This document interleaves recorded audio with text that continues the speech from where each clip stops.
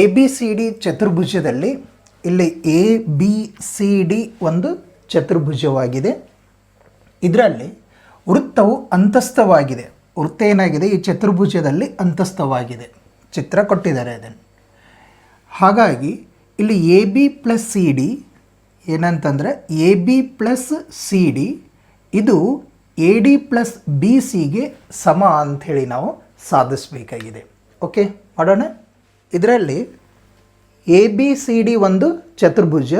ಇದನ್ನು ನಾವು ಪ್ರೂವ್ ಮಾಡಬೇಕು ಅಂದರೆ ದತ್ತನ್ನು ಬರ್ಕೊಳ್ಳೋಣ, ಏನನ್ನು ಸಾಧಿಸಬೇಕಾಗಿದೆ ಆ ಸಾಧನೆಯ ಬರ್ಕೊಳ್ಳೋಣ ಮತ್ತು ಸಾಧನೆ ಮಾಡೋಣ. ಓಕೆ, ಇದರಲ್ಲಿ ಫಸ್ಟು ದತ್ತ ಬರಿಬೇಕು ಅಂತಂದರೆ ದತ್ತ, ಇದರಾಗಿ ಎ ಬಿ ಸಿ ಡಿ ಒಂದು ಚತುರ್ಭುಜವಾಗಿದೆ. ಎ ಬಿ ಸಿ ಡಿಯು ಒಂದು ಚತುರ್ಭುಜವಾಗಿದೆ. ಇದರಲ್ಲಿ ವೃತ್ತವು ಅಂತಸ್ಥವಾಗಿದೆ. ಇದನ್ನೇ ದತ್ತ ಅಂತ ಬರೀಬಹುದು. ಎ ಬಿ ಸಿ ಡಿ ಚತುರ್ಭುಜದಲ್ಲಿ ಎ ಬಿ ಸಿ ಡಿ ಈ ಚತುರ್ಭುಜದಲ್ಲಿ ಎ ಬಿ ಸಿ ಡಿ ಚತುರ್ಭುಜದಲ್ಲಿ ವೃತ್ತವು ಅಂತಸ್ಥವಾಗಿದೆ ಅಂತ ಬರೀತೀವಿ. ವೃತ್ತವು ಅಂತಸ್ಥವಾಗಿದೆ, ಹೌದಲ್ಲ? ಅಂತಸ್ಥವಾಗಿದೆ, ವೃತ್ತ ಅಂತಸ್ಥವಾಗಿದೆ. ಏನಂತ ಸಾಧಿಸಬೇಕಾಗಿದೆ? ನಾವು ಸಾಧಿಸಬೇಕಾಗಿದ್ದು A B plus C D is equal to A D plus B C ಅಂಥೇಳಿ ನಾವು ಪ್ರೂವ್ ಮಾಡಬೇಕು. ಓಕೆ, ಇದು ಸಾಧನೀಯ.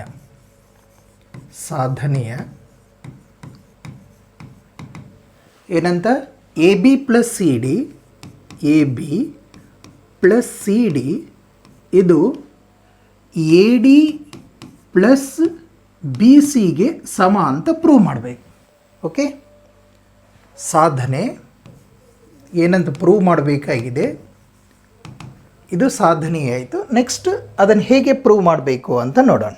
ಓಕೆ, ಇಲ್ಲಿ ಫಸ್ಟ್ ನೋಡಿ, ಎ ಬಾಹ್ಯ ಬಿಂದುವಲ್ಲ, ಇವೆಲ್ಲ ಸ್ಪರ್ಶಕಗಳಯ್ಯವ. ಎ ಬಿ ಸ್ಪರ್ಶಕ ಪಿ, ಎ ಬಿ ಸ್ಪರ್ಶಕ ರೇಖೆ ಏನಂತಂದರೆ ಪಿ ಸ್ಪರ್ಶ ಬಿಂದುವಿನಲ್ಲಿ ಸ್ಪರ್ಶಿಸಿದೆ. ಹಾಗೆಯೇ ಬಿ ಸಿ ಸ್ಪರ್ಶಕವು ಕ್ಯೂ ಬಿಂದುವಿನಲ್ಲಿ ಸ್ಪರ್ಶಿಸಿದೆ. ಸಿ ಡಿ ಸ್ಪರ್ಶಕವು ಆರ್ ಬಿಂದುವಿನಲ್ಲಿ ವೃತ್ತಕ್ಕೆ ಸ್ಪರ್ಶಿಸಿದೆ. ಅದೇ ರೀತಿಯಲ್ಲಿ ಎ ಡಿಯು ಎಸ್ ಬಿಂದುವಿನಲ್ಲಿ ಸ್ಪರ್ಶಿಸಿದೆ. ಓಕೆ, ಇವು ಎ ಬಿ ಸಿ ಡಿ ವೃತ್ತಕ್ಕೆ ಬಾಹ್ಯ ಬಿಂದುಗಳು. ಕ್ಲಿಯರ್? ಫಸ್ಟ್ ಏನು ಬರ್ಕೊಳ್ತೀನಿ, ಎ ಯು ಒಂದು ಬಾಹ್ಯ ಬಿಂದು, ಎ ಬಾಹ್ಯ ಬಿಂದುವಿನಿಂದ ಎಳೆದ ಸ್ಪರ್ಶಕ. ಎ ಯು ಬಾಹ್ಯ ಬಿಂದುವಾದಾಗ ಎ ಯು ಬಾಹ್ಯ ಬಿಂದು, ಎ ಯು ಬಾಹ್ಯ ಬಿಂದು ಅಂತ ತಗೊಳ್ತೀನಿ. ಎ ಬಾಹ್ಯ ಬಿಂದು ಅಂತಂದ್ರೆ ಎ ಬಾಹ್ಯ ಬಿಂದುವಿನಿಂದ ಎಳೆದ ಸ್ಪರ್ಶಕಗಳು ಸಮ ಅಂತ ಗೊತ್ತಲ್ಲ, ಅದನ್ನೇ ಬರೀತೀನಿ. ಯಾವುದು? ಇದು A P is equal to ಇದು ಎ ಎಸ್ಗೆ ಸಮ ಇರುತ್ತೆ. A P is equal to A S. Okay, ಯಾಕೆ ಇದು ಒಂದೇದಂತ ತಗೊಳ್ಳೋಣ. ಏಕೆಂದರೆ ಬಾಹ್ಯ ಬಿಂದುವಿನಿಂದ ವೃತ್ತಕ್ಕೆ ಎಳೆದ ಸ್ಪರ್ಶಕಗಳು ಸಮನಾಗಿರ್ತಾವ ಅಂತ ಕಲ್ತೀವಿ ನಾವು. ಅದನ್ನು ಬರೀಬಹುದಿಲ್ಲಿ. ಬಾಹ್ಯ ಬಿಂದುವಿನಿಂದ, ಅದನ್ನೇ ಬರೆಯೋಣ, ಬಾಹ್ಯ ಬಿಂದುವಿನಿಂದ ವೃತ್ತಕ್ಕೆ ಎಳೆದ ಸ್ಪರ್ಶಕಗಳು ಸಮನಾಗಿರುತ್ತವೆ. ಹೌದಾ? ವೃತ್ತಕ್ಕೆ ಎಳೆದ ಸ್ಪರ್ಶಕಗಳು, ವೃತ್ತಕ್ಕೆ ಎಳೆದ ಸ್ಪರ್ಶಕಗಳು ಏನೋ ಸಮನಾಗಿರ್ತಾವ ಅಂತ ಬರಿತೀವಿ. ಸಮನಾಗಿರುತ್ತವೆ.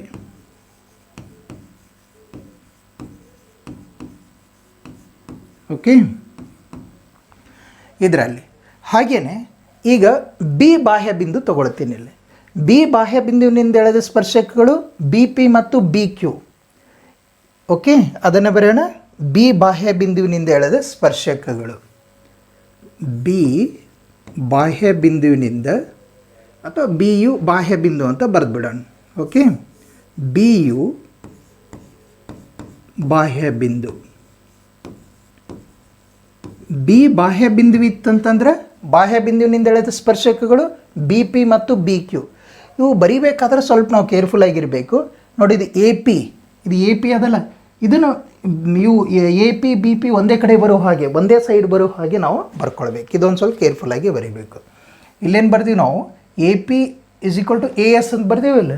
ನೆಕ್ಸ್ಟ್ ಲೆಫ್ಟ್ ಸೈಡನ್ನು ಪಿ ಪಾಯಿಂಟ್ ಇರುವ ಹಾಗೆ, ಅಂದರೆ B P is equal to B Q ಅಂತ ಬರ್ಕೊಳ್ಳೋಣ. Okay, B P is equal to B Q. ಇದು ಎರಡನೇ ಸಮೀಕರಣ ಅಂತ ತಗೊಳ್ತೀವಿ. ಬರೆಯೋದು ನೆಕ್ಸ್ಟ್ ಇದನ್ನೇ, ಏನು, ಬಾಹ್ಯ ಬಿಂದುವಿನಿಂದ ವೃತ್ತಕ್ಕೆಳೆದ ಸ್ಪರ್ಶಕಗಳು ಸಮನಾಗಿರ್ತಾವಂತೆ ಬರೀರಿ. ಓಕೆ, ಇದೇ ಕಥೆಯನ್ನು ಇಲ್ಲಿ ಬರೀಬೇಕು. ಸರಿ, ನೆಕ್ಸ್ಟ್ ಸಿ ಬಾಹ್ಯ ಬಿಂದುವಿನಿಂದ ಎಳೆದ ಸ್ಪರ್ಶಕಗಳು ಬರೋಣ. ಸಿ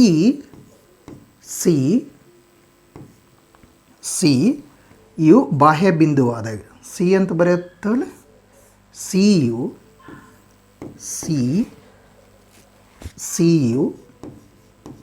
ಬಾಹ್ಯ ಬಿಂದು, ಸಿ ಬಾಹ್ಯ ಬಿಂದು ತೊಗೊಂಡಿನಿ. ಆಗ ನೋಡಿ ಮತ್ತೆ ಇದು ಎ ಪಿ ಬಿ ಪಿ ಐತಲ್ಲ, ನೆಕ್ಸ್ಟ್ ಈ ಸೈಡ್ ಬಿ ಕ್ಯೂ ಅಂತದ ನೋಡು. ಈಗ ನಾವು ಇದು ಬರೀಬೇಕಾದ್ರೆ ರೈಟ್ ಸೈಡ್ ಕ್ಯೂ ಬರೋಂಗೆ ಬರೀಬೇಕು. ಸಿ ಬಾಹ್ಯ ಬಿಂದುವಿನ ಎಳೆದ ಸ್ಪರ್ಶಗಳು ಯಾವುವು, ಸಿ ಕ್ಯೂ, ಇನ್ನೊಂದು ಸಿ ಆರ್. ಅಂದರೆ ಸಿ ಕ್ಯೂ ಯಾವ ಕಡೆ ಬರಬೇಕು, ರೈಟ್ ಸೈಡ್ ಬರುವ ಹಾಗೆ ಬರ್ಕೊಳ್ಬೇಕು ನೋಡಿ. ಅಂದರೆ C R is equal to C Q, C R is equal to C Q. Okay, ಇದಕ್ಕೆ ಮೂರನೇ ಸಮೀಕರಣ ಅಂತ ತೊಗೊಳ್ತೀವಿ. ಮತ್ತು ಇದೇ ಕಥೆಯನ್ನು ಇಲ್ಲಿ ಬರೀಬೇಕು, ಏನು, ಬಾಹ್ಯ ಬಿಂದುವಿನಿಂದ ವೃತ್ತಕ್ಕೆಳೆದ ಸ್ಪರ್ಶಕಗಳು ಸಮನಾಗಿರ್ತಾವ ಅಂತ ಬರೀತೀರಿ. ಓಕೆ, ನೆಕ್ಸ್ಟ್ ಸಿ ಬಾಹ್ಯ ಬಿಂದು ಆಯಿತು, ಇನ್ನೊಂದು ಬಾಹ್ಯ ಬಿಂದು ಅದಲ್ಲ ಇದ್ರಾಗ ಡಿ ಬಾಹ್ಯ ಬಿಂದುವಿನಿಂದ ವೃತ್ತಕ್ಕೆಳೆದ ಸ್ಪರ್ಶಕಗಳು ಬರೆಯೋಣ. ಓಕೆ, ಯಾವುದು, ಡಿ ಬಾಹ್ಯ ಬಿಂದು, ಡಿ ಯು ಬಾಹ್ಯ ಬಿಂದು. ಡಿ ಬಾಹ್ಯ ಬಿಂದು ಇತ್ತಂತಂದ್ರೆ ಅದರಿಂದ ಎಳೆದ ಸ್ಪರ್ಶಕಗಳು ಯಾವತ್ತವ, ಇವೆರಡು D S is equal to D R ಅಂತ ಬರಿತೀವಿ. ಬಟ್ ಬರೀಬೇಕಾಗಿತ್ತು ಅಂತಂದ್ರೆ ನೋಡಿ, ಇಲ್ಲಿ ಸಿ ಆರ್ ಅಂತದಲ್ಲ, ಇದು ಸಿ ಆರ್ ಡಿ ಆರ್ ಒಂದು ಕಡೆ ಆಗುವ ಹಾಗೆ ನಾವು ಫಸ್ಟ್ ಏನು ಬರೆಯೋಣ, ಲೆಫ್ಟ್ ಸೈಡ್ ಇದು D R is equal to D S ಅಂತ ಬರೆಯೋಣ.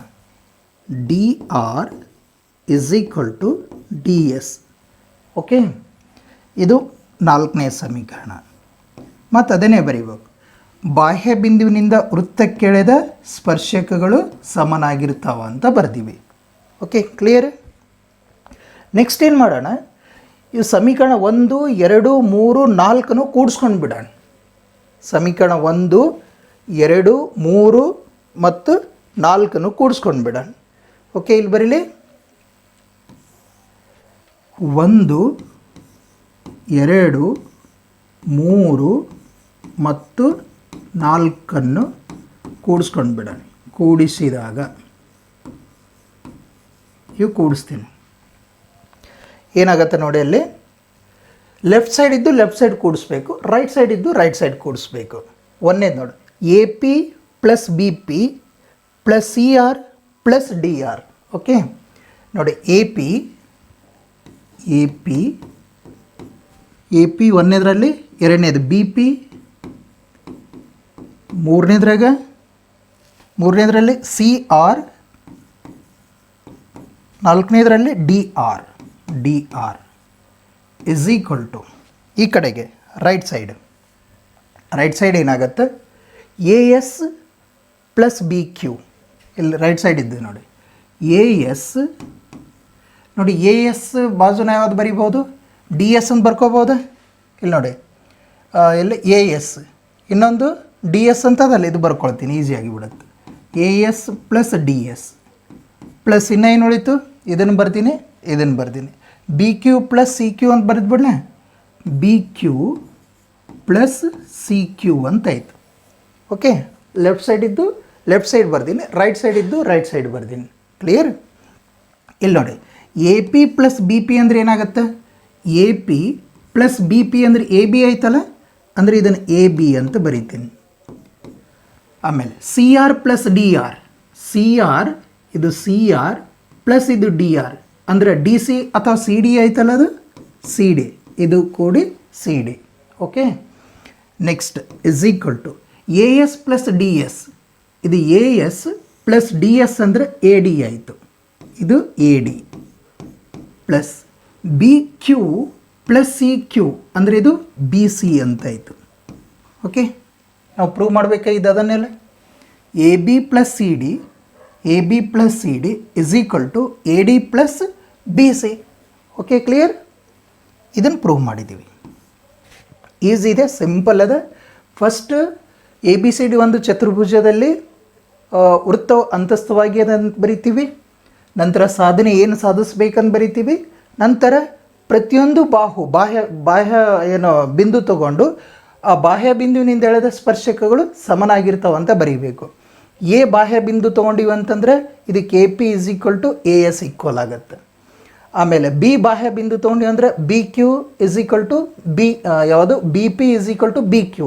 ಬಾಹ್ಯ ಬಿಂದುವಿನಿಂದ ವೃತ್ತಕ್ಕೆ ಎಳೆದ ಸ್ಪರ್ಶಕಗಳು ಸಮನಾಗಿರ್ತಾವೆ. ಹಾಗೆಯೇ ಬಾಹ್ಯ ಬಿಂದು ತೊಗೊಂಡಿವಿ ಅಂತಂದ್ರೆ ಇಲ್ಲಿ CR = CQ. ಅದೇ ಬಾಹ್ಯ ಬಿಂದು ತೊಗೊಂಡಿವಿ ಅಂದರೆ DR = DS.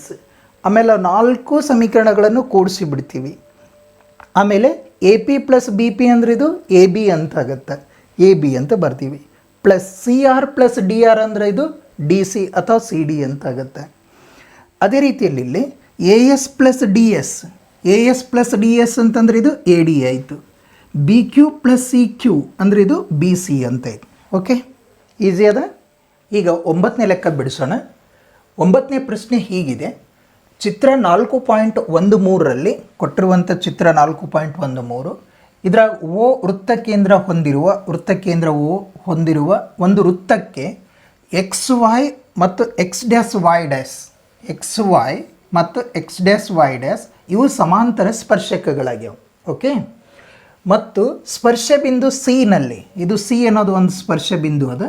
Cನಲ್ಲಿ ಎಳೆದ ಮತ್ತೊಂದು ಸ್ಪರ್ಶಕ ಯಾವುದು AB.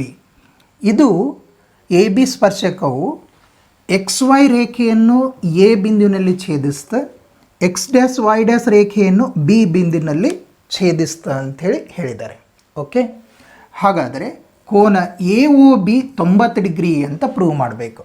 ಕೋನ AOB ಇದು 90 ಡಿಗ್ರಿ ಅಂಥೇಳಿ ನಾವು ಸಾಧಿಸಬೇಕಾಗಿದೆ. ಓಕೆ, ಫಸ್ಟ್ ನೋಡಿ, ಇದರಲ್ಲಿ ಕೊಟ್ಟಿರೋ ಹಾಗೆ ಇಲ್ಲಿ XY ಒಂದು ಸ್ಪರ್ಶಕವಾಗಿದೆ, ಅದು P ಬಿಂದುವಿನಲ್ಲಿ ಸ್ಪರ್ಶಿಸಿದೆ. ಆಮೇಲೆ ಇದು OP ಅನ್ನೋದು ಒಂದು ತ್ರಿಜ್ಯ ಆಯಿತು. ಹೌದಾ? ಸ್ಪರ್ಶಕಕ್ಕೆ ಸ್ಪರ್ಶ ಬಿಂದುವಿನಲ್ಲಿ ಎಳೆದ ತ್ರಿಜ್ಯ ಲಂಬವಾಗಿರುತ್ತಂತ ಗೊತ್ತು. ಹಾಗಾಗಿ ಕೋನ OPA ಇದು 90 ಡಿಗ್ರಿ ಅಂತ ಬರ್ಕೊಳ್ತೀನಿ.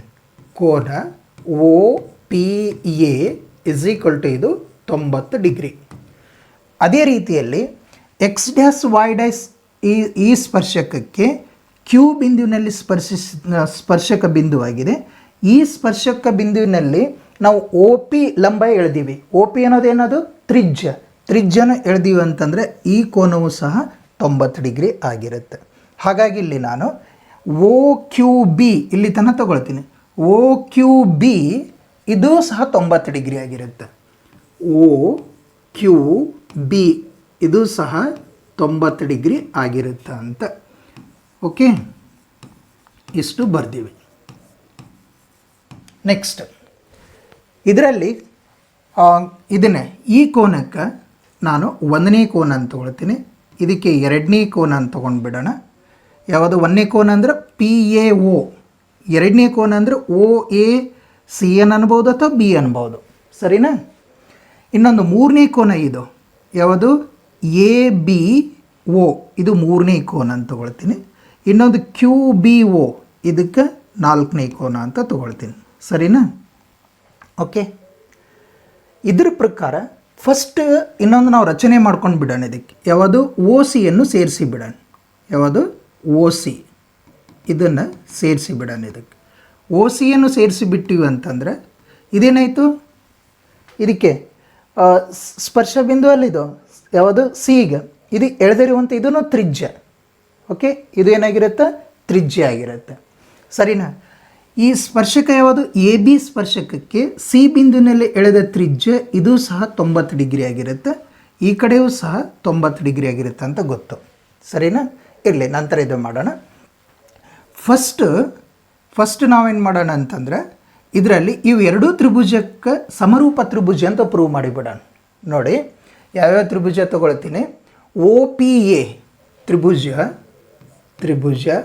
OPA ಮತ್ತು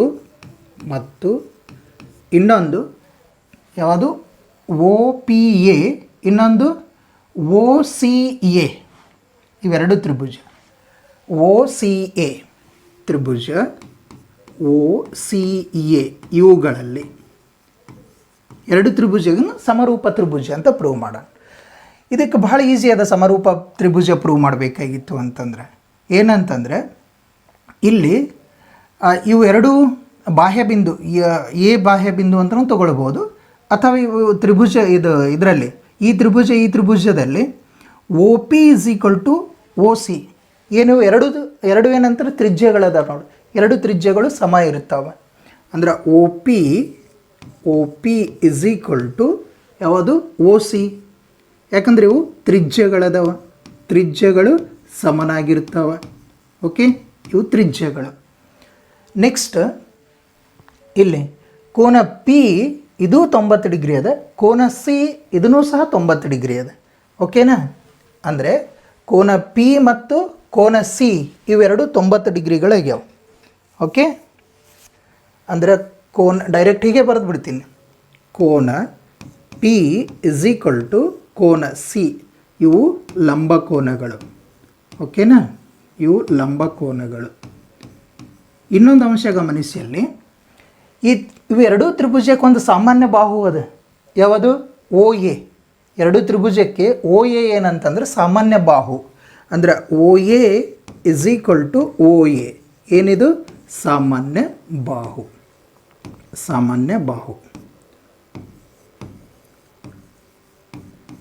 ನೋಡಿ ಇಲ್ಲಿ ಎರಡು ತ್ರಿಭುಜಗಳು ಸಮರೂಪ ತ್ರಿಭುಜ ಆಗಬೇಕಾಯ್ತಂದ್ರೆ ಕೆಲವು ಕ್ರೈಟೀರಿಯಾ ನಾವು ಹೇಳಿದ್ದೀವಿ, ಹೌದಾ?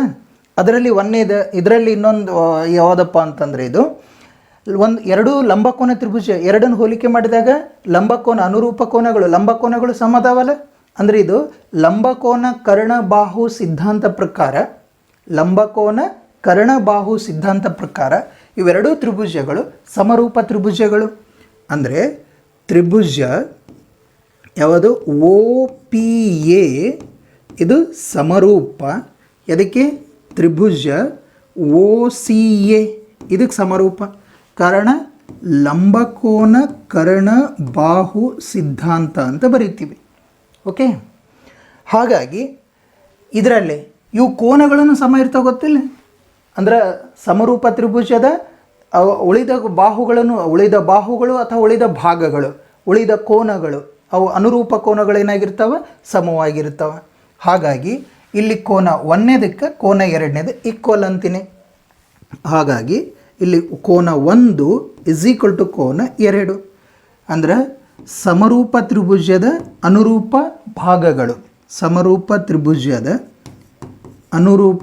ಭಾಗಗಳು, ಏನಾಗಿರ್ತವೆ, ಇವು ಈಕ್ವಲ್ ಆಗಿರ್ತವೆ. ಓಕೆ, ಸಮರೂಪ ತ್ರಿಭುಜದ ಅನುರೂಪ ಬಾಹುಗಳು ಸಮ ಇರ್ತಾವೆ ಅಂತ ಗೊತ್ತಾಯ್ತಾ? ಓಕೆ, ಅದರ ಪ್ರಕಾರ ಏನಂದ್ರೆ ಕೋನ 1 ಇಸ್ ಈಕ್ವಲ್ ಟು ಇದು ಕೋನ 2 ಆಯಿತು. ಅದೇ ರೀತಿಯಲ್ಲಿ ನಾವು ಇಲ್ಲಿ ಕೋನ ತ್ರಿಭುಜ ಇವೆರಡು ತ್ರಿಭುಜ ಕೋನ ಒ ಕ್ಯೂ ಬಿ ಇದೊಂದು ತ್ರಿಭುಜ ಮತ್ತು ಒ ಸಿ ಬಿ ಇವೆರಡು ತ್ರಿಭುಜಕ್ಕೂ ನಾವು ಸಮರೂಪ ತ್ರಿಭುಜ ಅಂತ ಪ್ರೂವ್ ಮಾಡ್ಬೋದು. ಇಲ್ಲೇ ಸೇಮ್, ಯಾಕಂದ್ರೆ ಇದು 90 ಡಿಗ್ರಿ, ಕೋನ ಸಿ 90 ಡಿಗ್ರಿ, ಕೋನ ಕ್ಯೂ 90 ಡಿಗ್ರಿ. ಹಾಗೆ ಮತ್ತು ಒ ಕ್ಯೂ ಒಂದು ತ್ರಿಜ್ಯ, ಒ ಸಿನೂ ತ್ರಿಜ್ಯಗಳು ಸಮನಾಗಿರ್ತವೆ. ಆಮೇಲೆ ಒ ಬಿ ಬಾಹು ಸಾಮಾನ್ಯ ಬಾಹು. ಹಾಗಾಗಿ ಇವೆರಡೂ ತ್ರಿಭುಜಗಳು ಯಾವುದು ಒ ಕ್ಯೂ ಬಿ ಮತ್ತು ಒ ಸಿ ಬಿಗಳು ಸಹ ಸಮರೂಪ ತ್ರಿಭುಜಗಳಾಗಿರ್ತವೆ. ಅದನ್ನೇ ಬರೀತೀನಿ. ಅದೇ ರೀತಿ ಯಾವ ತ್ರಿಭುಜ ಒ ಕ್ಯೂ ಬಿ ತ್ರಿಭುಜ ಒ ಕ್ಯೂ ಬಿ ಇದು ಸಮರೂಪ ಯಾವ ತ್ರಿಭುಜಕ್ಕೆ, ಒ ಸಿ ಬಿಗೆ, ಒ ಸಿ ಬಿ ತ್ರಿಭುಜಕ್ಕೆ ಸಮರೂಪ ತ್ರಿಭುಜ. ಇದೇ ಸೇಮ್, ಇದೇ ಲಂಬಕೋನ ಕರ್ಣಬಾಹು ಸಿದ್ಧಾಂತ ಪ್ರಕಾರನೇ ಸಮರೂಪ ತ್ರಿಭುಜ ಆಗತ್ತೆ. ಹಾಗಾಗಿ ಸಮರೂಪ ತ್ರಿಭುಜದ ಅನುರೂಪ ಭಾಗಗಳು ಅವನು ಸಮ ಇರ್ತಾವಲ್ಲ, ಅದಕ್ಕಾಗಿ ಕೋನ 3ನೇದಕ್ಕೆ ಕೋನ 4ನೇದು ಈಕ್ವಲ್ ಅಂತ ಹೇಳ್ತೀನಿ. ಕೋನ 3 ಇಸ್ ಈಕ್ವಲ್ ಟು ಕೋನ 4 ಈಕ್ವಲ್ ಆಗಿರ್ತಾವೆ. ಕೋನ 3ನೇದಕ್ಕೆ ಕೋನ 4 ಈಕ್ವಲ್. ಸರಿನಾ? ಇದನ್ನೇ ಬರೆಯೋಣ, ಸಮರೂಪ ತ್ರಿಭುಜದ ಅನುರೂಪ ಭಾಗಗಳು ಇವು ಸಮ ಇರ್ತಾವೆ. ಕ್ಲಿಯರ್? ನೆಕ್ಸ್ಟ್ ಇದರ ಪ್ರಕಾರ ನಾವು ಇಲ್ಲಿ ಗಮನಿಸಿದ್ದೀವಿ ಅಂತಂದರೆ ಎಕ್ಸ್ ವೈ ರೇಖೆ ಎಕ್ಸ್ ಡ್ಯಾಶ್ ವೈ ಡ್ಯಾಶಕ್ಕೆ ಸಮಾಂತರ ರೇಖೆಯಾಗಿದೆ. ಓಕೆ ನೋಡಿ, ಎಕ್ಸ್ ವೈ ಇದು ಎದಕ್ಕೆ ಸಮಾಂತರ? ಎಕ್ಸ್ ಡ್ಯಾಶ್ ವೈ ಡ್ಯಾಶ್ ಸಮಾಂತರ ರೇಖೆ ಇದ್ದಾಗ ನೋಡಿ, ಇದು ಇವೆರಡು ಸಮಾಂತರ ರೇಖೆ, ಇದಕ್ಕೊಂದು ರೇಖೆ ಹಿಂಗೆ ಛೇದಿಸ್ತೆ ಅಂತ ತಿಳ್ಕೊ.